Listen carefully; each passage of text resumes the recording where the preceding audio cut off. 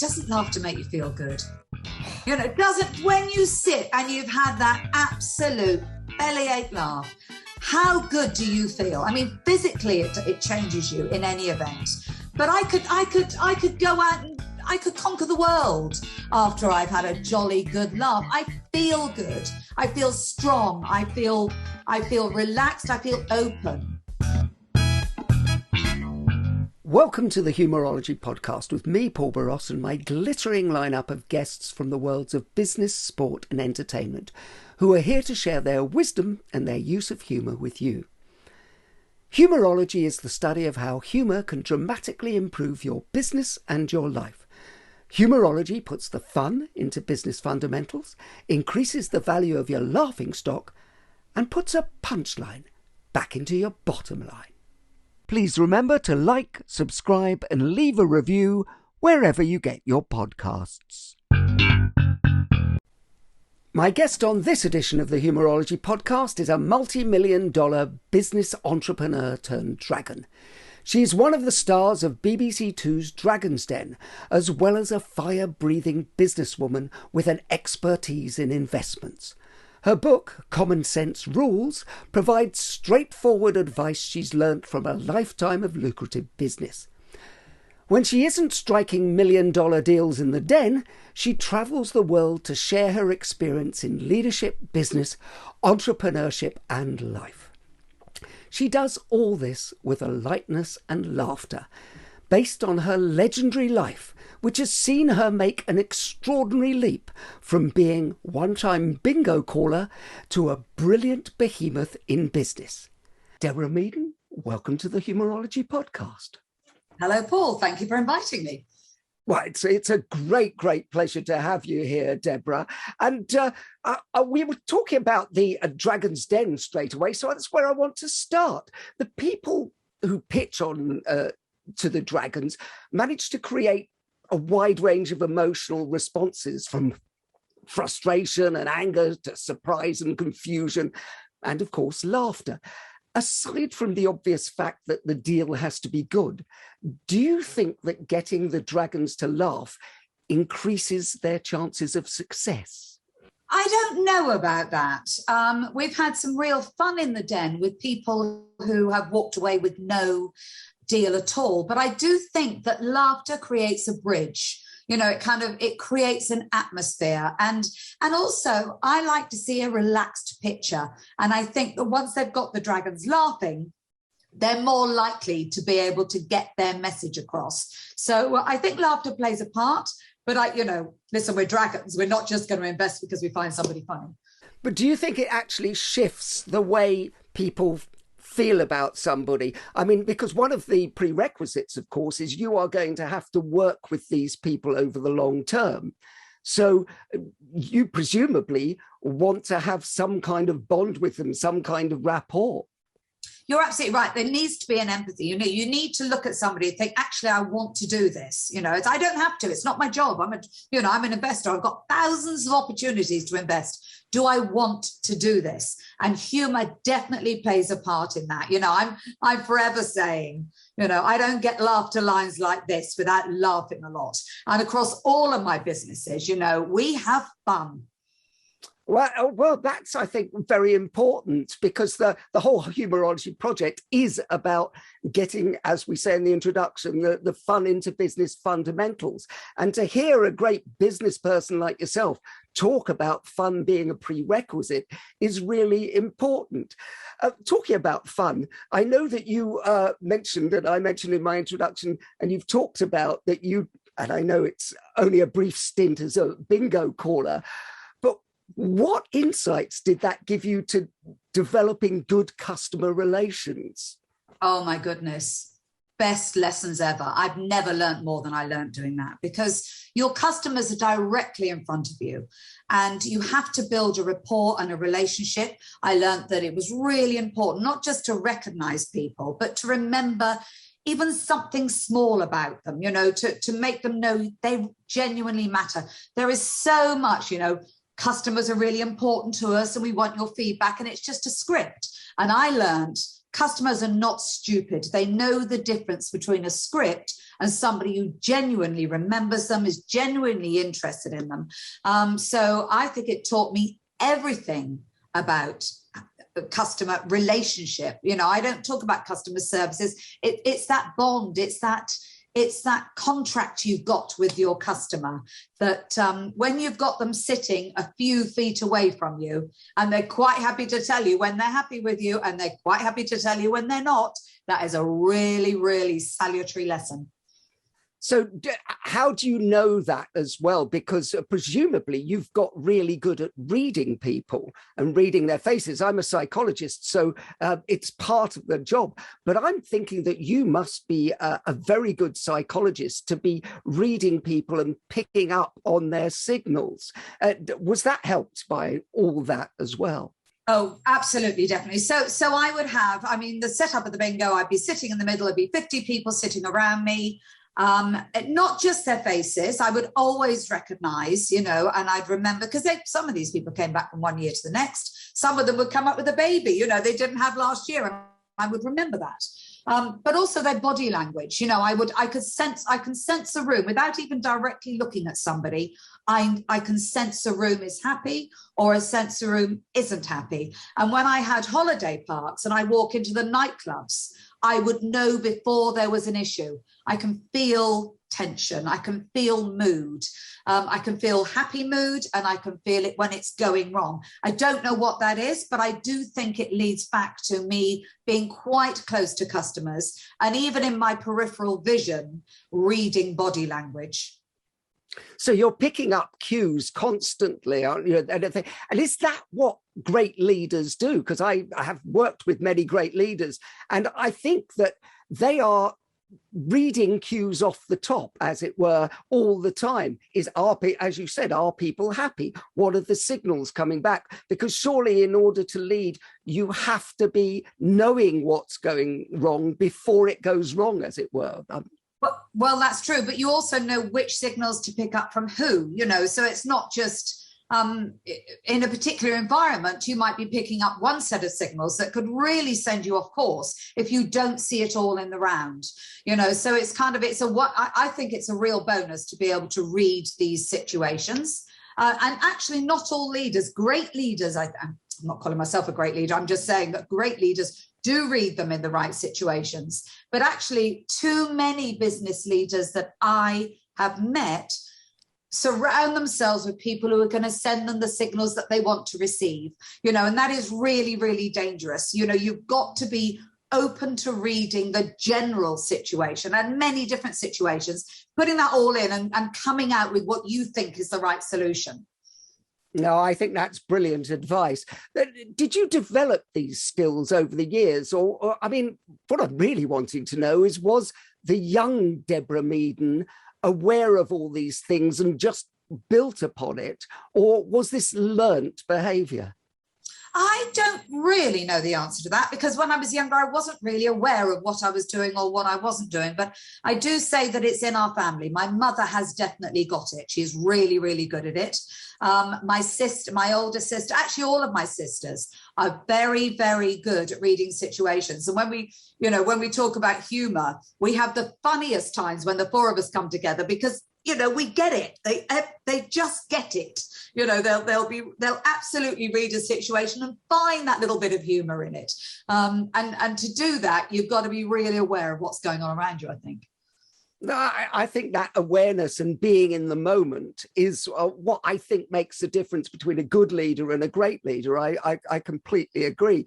And you talk about it. It was in the firmament of the family. It was there, so you naturally picked that up. I think so. Well, I really enjoyed, and I think it's a brilliant book, and all entrepreneurs and leaders should get it. Your book, Common Sense Rules. It's got many simple truths and transferable insights, basically for any leader or entrepreneur. What part does good attitude and great communication skills have in becoming successful in that sense? Oh my goodness. I think attitude is absolutely everything. I think, and actually that's not just in business. If you look at great sports people, Often there's a load of people with a load of talent who are absolutely brilliant, but they haven't got the right approach, or they haven't got their head in the right place. So I think attitude is absolutely everything. I was talking to my sister who's having a really tough time at the moment in her business, not enough staff and very high standards. So, driving herself mad trying to get there.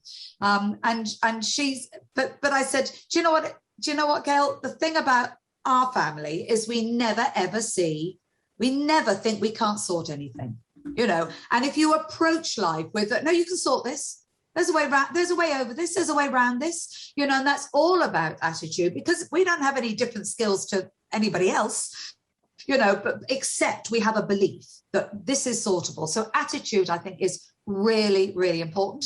And communication, there's no point me wandering around knowing what the plan is and knowing what the vision is, and you can't transmit that to people. You can't sit in the middle and tell them that's what it is. You've got to be able to bring people along with you. And that's where I think humor is really important. People's minds are more open when they're having fun and they're enjoying themselves and they feel they're in a safe place, because it's okay to laugh. Well, thank you, because that backs up the whole Humourology project's thesis. But it's funny, because you talked about, and the book Common Sense Rules talks about common sense. And sometimes I will be doing a lecture or a keynote, and somebody will come up to me afterwards, and I wonder if this happens to you, and say, that was brilliant, but isn't what you're saying just common sense? And I will go, well, yes, it's actually uncommon sense, because it seems like common sense when somebody tells you and you go, of course, but people don't put it in action. And I think that's where the attitude comes in, doesn't it? Yes, I think so. But I also think there's a tendency sometimes in people to overcomplicate, because the more complicated it sounds, and the cleverer you look when you sort it out. Or they can use complications to stop you from, well, of course you can't do that because, 1,001 reasons why you can't. And I think my thing about Common Sense Rules is actually, I don't say business is easy. It's not easy. It's blinking hard work, but it's actually not complicated. Just take all those words away. Stop paying people a fortune to tell you that what's actually the simplest things. And as you've just said, Paul, most people, they've got their own answers. People know this stuff. I don't want to be telling them stuff they don't know. I want to be saying stuff that they think, oh, yeah, no, I think that. I agree with that. That's what I want. I'm not there to make myself feel better. I just want everybody else to realize that I'm no cleverer than they are. I can simplify things, and I think that's a really, really important thing. And I think that's an important thing in leaders. I've watched some leaders who go as far as they can to make themselves look really clever by overcomplicating stuff. I think that's where genius lies, though, isn't it, in the simplicity of, if you can make something look easy and explain it to people in simple terms, then you are a great communicator, because you have simplified it down to the level whereby you can communicate the information. And I think that's where humor comes in as well, because don't people sort of like latch on to things more easily when they're having a laugh, when they're relaxed? Yeah, that's so true. And because humor kind of makes you feel safe. You're enjoying this kind of relationship that's very open and very relaxed and very easy to respond to. So yeah, that's why I think humor is so important in the workplace, because it builds an intangible relationship and this safety contract, this kind of thing that says, look, okay, we're all human here. We're often laughing about the silly mistakes we've made ourselves, or I've made myself, or everyone goes, oh, can't believe, So the ability to create a safe place where people can laugh at themselves, at the situation, and I think that's so important. I love the fact that you actually talk about being able to laugh at yourself, because I think that's very important, because a leader shows how it's done, doesn't he? And sets the rules for everybody else. And if the leader can't laugh at themselves, what hope is there for anybody working with them? Oh, Paul, so true. I mean, I remember sometimes, I say things wrong, or I say them, it comes out wrong. And, and everyone will stare at me and I'll think, we'll all laugh. And I'll go, that was ridiculous, wasn't it? And then everybody laughs, and that's fine. Because if I can get it wrong and I can laugh and I can say, oh, that was really silly, it gives everybody else permission to get stuff wrong and to laugh and realize that actually that ain't going to work, is it? And that listen, I am confident enough to know I'm not stupid. And therefore I don't mind when I do something silly, because we all do it. We all do ridiculous things. We all, say things the wrong way, or suggest something that as you're saying it, you're thinking, oh no, why did I say that? But if you can laugh and recognize it, and that's the other thing I do, I will say it. I will recognize a ridiculousness. I will, and giving it voice. And allowing everybody to have a bit of a smile, I think that's quite powerful too. I think it's very powerful. So what makes you laugh, Deborah? So much. Life pretty much, doesn't it? I mean, ridiculous situations, cats, video, my animals, videos on the internet.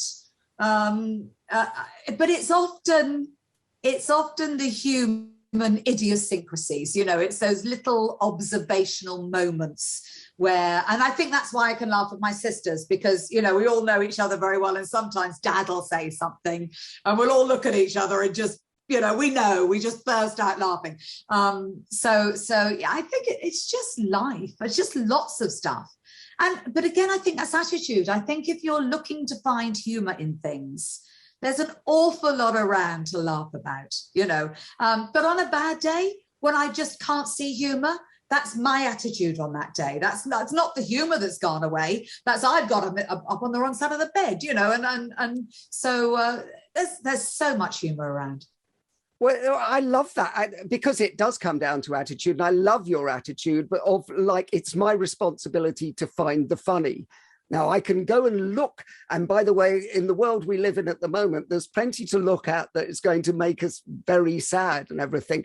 But in order to say stay sane, we have to find the funny. We have to look for the good in things as well. I know that you're very active on Twitter. And, I advise everybody to follow you because you talk a lot of sense.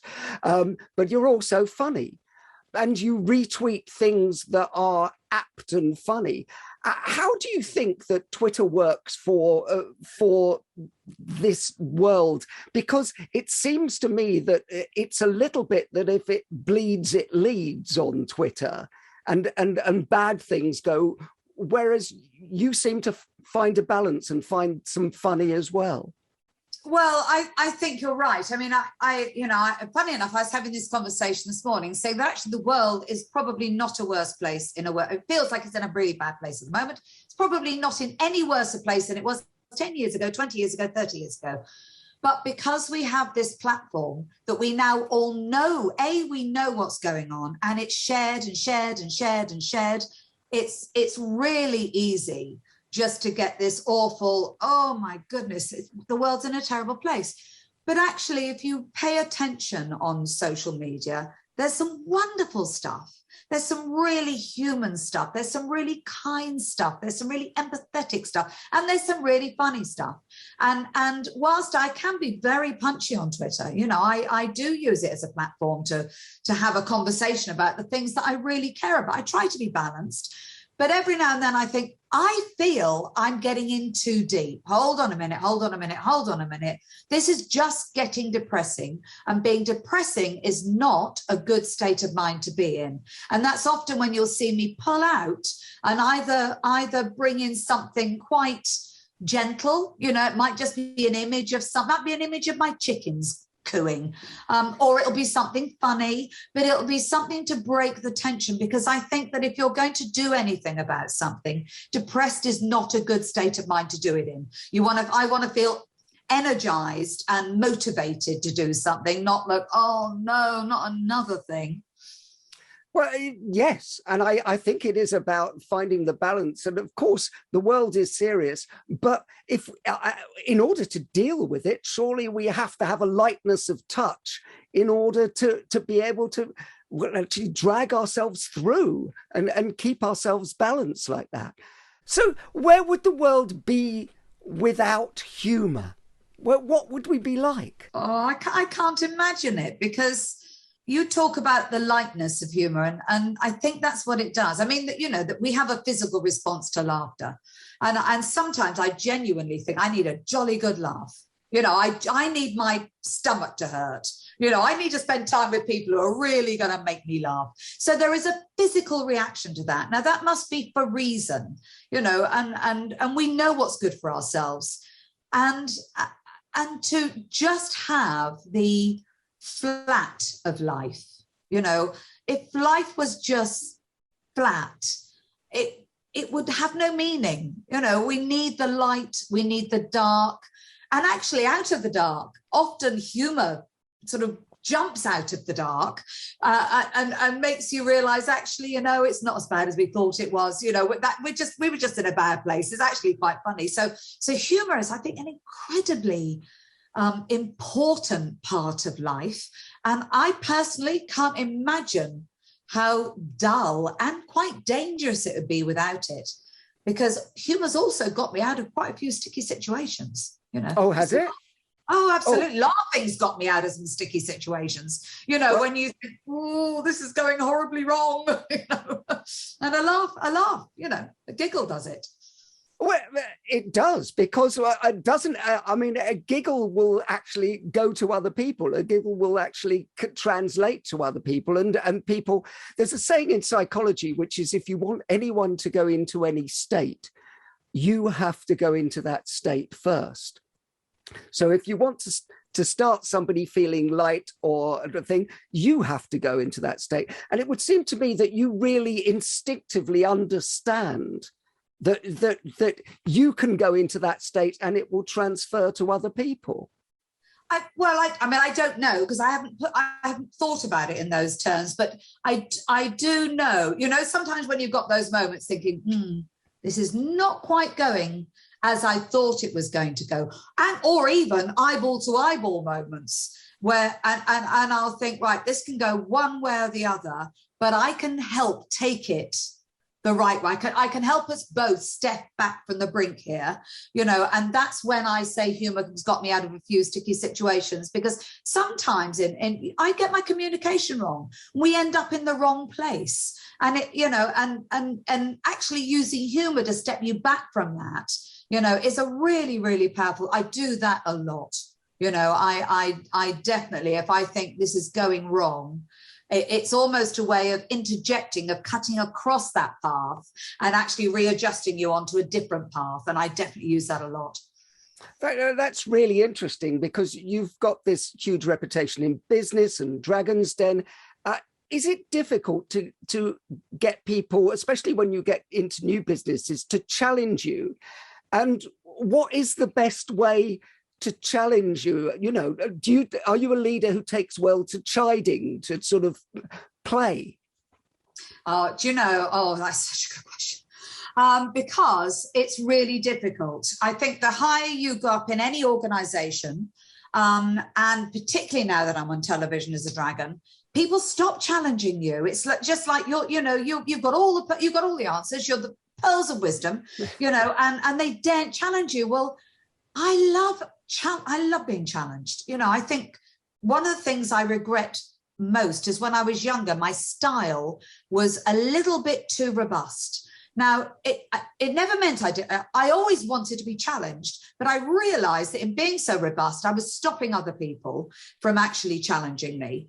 and now I definitely use humor and a little bit of self-deprecation sometimes to encourage people to challenge me. And if they won't challenge me, I will verbalize it. I'll say, come on, guys, I've said this. Look, but surely, do you all actually all agree? Or can you add something? Because if we're all agreeing here, let's just move on. We don't need to sit in a room talking to each other. It's so I do, but I definitely use humor to do that, and a little bit of self-deprecation sometimes.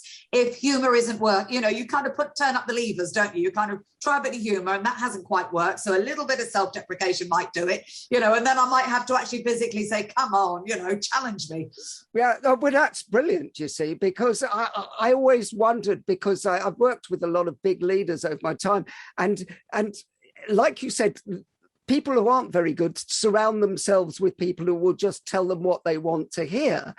Whereas people who are very good will have to find new ways, and humor being one of them, to allow people in and go, it's okay. I need this challenge. Because you must go into businesses where, whilst you have a great business brain, you don't know what the actual business is about, don't you? Most of the time. I mean, I invest in businesses and I would expect them to know a lot more about those businesses than me. Of course they do. They're their businesses. They're living, eating, breathing, sleeping them. My job really isn't to know it at that depth. It's to know enough to sort out who knows what, so that I can pull on that expertise to help me help them, so I shouldn't know the intricacies of a business. I should know enough to make sure that when they ask me about the big stuff, that I can actually add value, so if I went in with the big, I know everything, I would probably cause a lot of business failures because I don't know everything. No, I think that's brilliant. Well, now we're in the business mode. If I asked you to write a business case specifically for humor, what would you include in it? If we have to take it to CEOs around the world, which I'm sure we will do, we'll take it to CEOs and goes, the reason we need humor in this, and you've got to persuade the accountants and everybody, what's in the business case? So people who enjoy their work are good at their work. They're good at it, B, they want to be at work, and C, they go out as great advocates. And in a world where you're trying to attract a really good workforce, you can have, an army of people going out saying that is a fantastic place to work.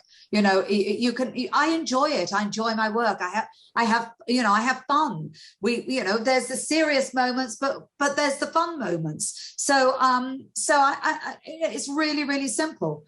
People who enjoy their work are good at it and they stay. And so what's the return on investment on that? Is it just that you get people to stay? You get more productivity? Well, you could probably measure it through sick days. You'll get fewer people off sick. You will get people doing what's needed to be done without being told you've got to stay until midnight, because actually if you're enjoying what you're doing, then you do a lot less clock watching, because and I'm not saying people should work crazy, because I don't think people should work crazy hours, by the way, but people tend to do what is needed. I mean, I like environments where if you've done your job by 4 or 3 o'clock, go home at 2 o'clock, go home at 2 o'clock.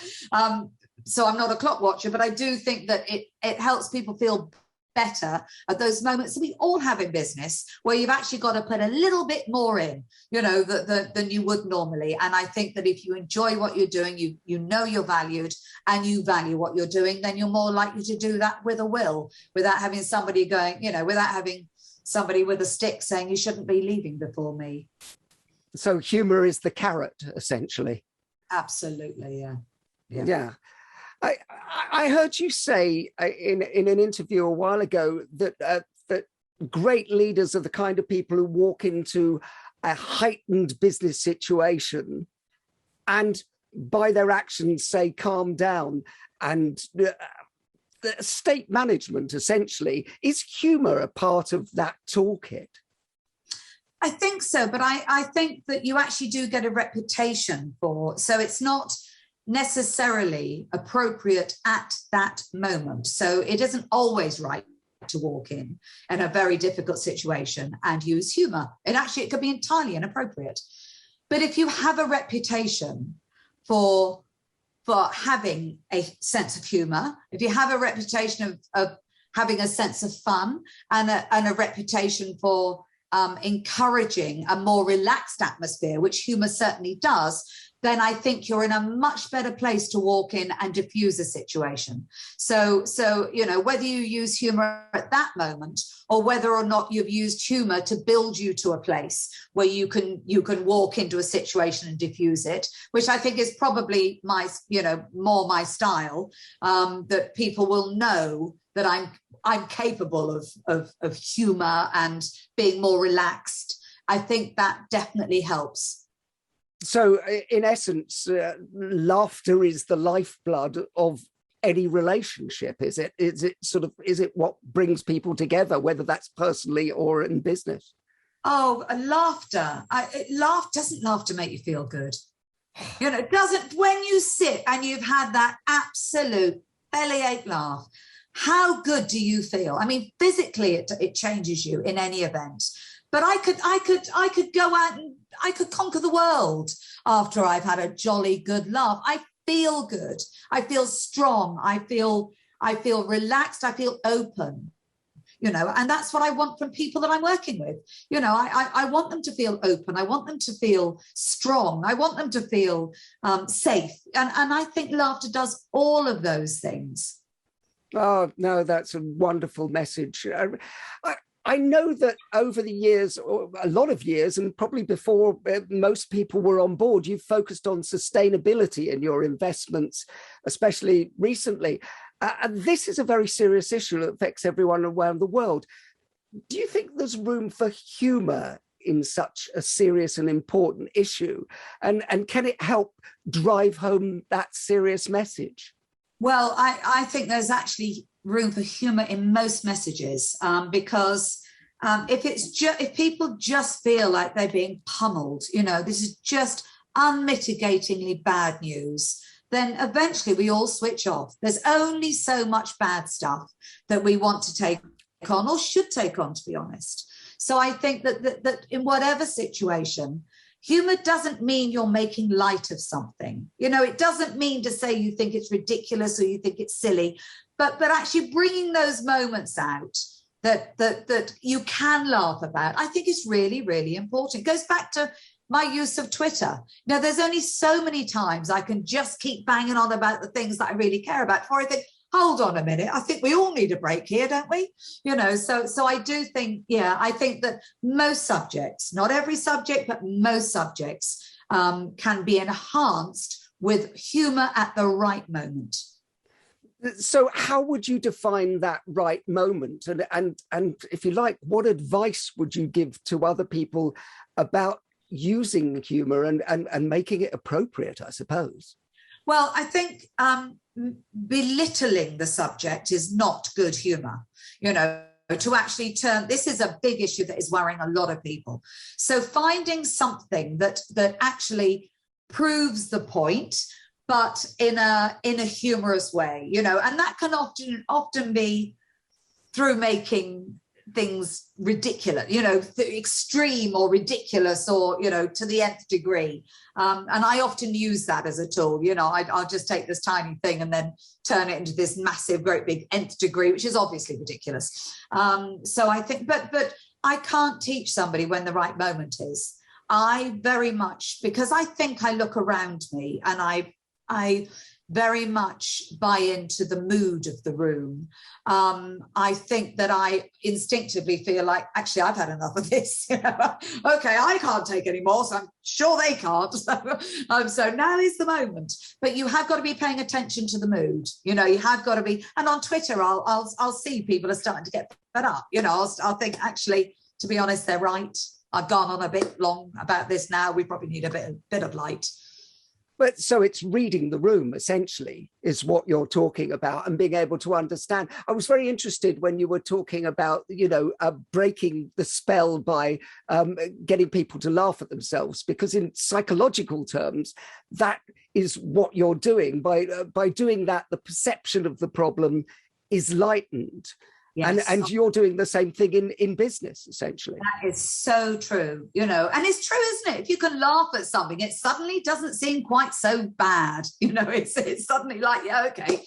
And even if it is bad, it doesn't sound insurmountable. If there's a little bit of humour in there, what we don't need is all of the problems of the world to pile up and everybody feel like, well, I give up. It's just all too much and all too big. And I think that as you say, breaking that a little bit and lightening that, it empowers people, gives them the energy to think, no, we can do this. We can do this. Well, I think you're 100% right, and presumably you also would agree with me that it aids resilience in yourself and in your teams and everything, if you can add that into the mix. Oh, Paul, that is so true. It worries me. Sometimes I'll see people who just can't laugh. They can't laugh at themselves. They can't laugh at a situation. And it worries me that they take everything is equally serious to them, and I don't know how your mental state stays healthy if everything is so heavy on you. You at times you have to be able to just think this is ridiculous, and it, I see it, and that might be attitude, that might be upbringing, that might be personality, but I work with some of those people, and I will work really hard to find a way, find something that they can engage in that's a little bit lighter, that's to hopefully open the door and think, it's okay, guys, take the lid off sometimes. Well, I love that. And it reminds me of that American phrase, which is your attitude dictates your altitude, i.e. how high you will go. And I think that whole attitude thing is key to actually finding the attitude that lightens it for everyone and therefore aids the resilience in everyone as well. So I think that's beautiful and great advice, and overall brilliant business advice. We've come to the part of the show now, Deborah, that we like to call quick fire questions. Right. Quick fire questions. You can't wait, can you? I can't wait. Go on, then. And if I don't want to answer, you do know I won't, don't you, Paul? Because we had this at the beginning. I think we've got that quite clear now, to be honest with you, Deborah. Who is the funniest business person that you've met? I'll give you somebody who you won't know. It's funny, isn't it? Because people always want to hear names that they know. No. So a chap called Kevin Moriarty, he's in construction, or he's actually now a fund manager. But he is he's hysterical, and he is so well networked. Everybody knows Kevin in the construction industry. Everybody likes Kevin in the construction industry because he can make people laugh, and I've seen him use humor to diffuse really difficult situations. He's got a great sense of humor and he uses it brilliantly. Kevin Moriarty, we'll have to look him up. There you go. What book makes you laugh? I don't have an actual book, but I do like one of my father's favourite book is Three Men in a Boat, and I've never read it. I've actually just started reading it, and that's actually got some because it's very observational stuff, and I think it's the observational stuff that makes me laugh. Caitlin Moran, things that she writes makes me laugh because I look at that and think, oh yeah, that is so, that's it, that's brilliant. So she makes me laugh. Nora Ephron, she makes me laugh. But I don't. It's not all in a book, and I'm a bit like this about life. You never find anything all in one place. For me, it's about those moments that you find, and you just come across a paragraph, and you just bellyache laughter and think that is so right. I can't give you a book, but I've given you some authors there. No, but some great authors as well. Caitlin Moran is a genius. Absolute genius. I spent my whole time going, oh, that's it. I didn't know anybody else thought like that's it. And she always puts her finger on the funny. So true. So true. Oh, And quite difficult situations. She's exactly what we were talking about. She can take something really quite punchy and find the funny in it. Yeah, well, it's dark humor, isn't it? It's it's and bursts that bubble and makes you see the funny side, which is fantastic. What film makes you laugh? Do you know, I watched Blazing Saddles for the first time. Can you believe this? Everyone in the world has watched Blazing Saddles, and I watched it for the first time about 6 months ago. And I thought, blimey, it's funny, but also clever. You know, it was really, and actually a lot of relevant themes now. I thought Blazing Saddles was very, very funny. And I also loved, actually, it's a television series. I love Schitt's Creek. I absolutely love Schitt's Creek. Genius. Oh my goodness. Because when I first started, I thought, oh, that is absolutely ridiculous, beyond ridiculous. But in all of those extreme characters, I've met them all. You know, I've met them slightly at the other end of the scale, but, you know, they've taken those people and they've kind of, you know, stretched them to the other end of the scale. I loved Schitt's Creek. And what brilliant comedy actors as well. They're all just so perfect, aren't they? They're so well drawn, and they just hit every note. No, I completely agree. You rarely get an entire cast that is bang on. You know, there wasn't one outstanding. They were just all bang on. Brilliant. I'm going to take a slight shift to the other side and ask, what's not funny, Deborah?